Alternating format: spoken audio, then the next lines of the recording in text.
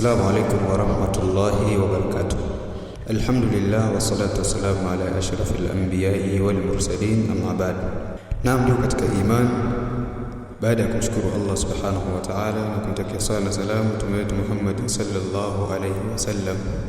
Naam, kama inavyojulikana kwamba dini yetu hii ni kunasihiana, ni kupeana nasaha kwa ajili ya Allah subhanahu wa ta'ala. Na mimi leo nimependelea kutoa nasaha zangu kwa ndugu zangu Waislamu, hasa baada ya kuondoka Ramadhani. Kama ilivyokuwa maarufu kuwa ibada za Allah subhanahu wa ta'ala ni endelevu. Kuondoka kwa Ramadhani hakuna maana kuwa ndio mwisho wa ibada.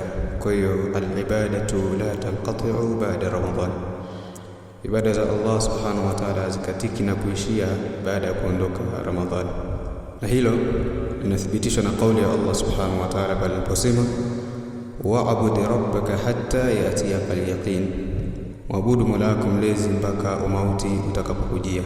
Kwa hiyo kwa aya hii ya Allah subhanahu wa ta'ala tunaona kuwa mwisho na ukomo wa mja kufanya ibada zake ni pale atakapofariki, na wala sikumalizika msimu katika misimu ya kheri kama ilivyomalizika Ramadhani.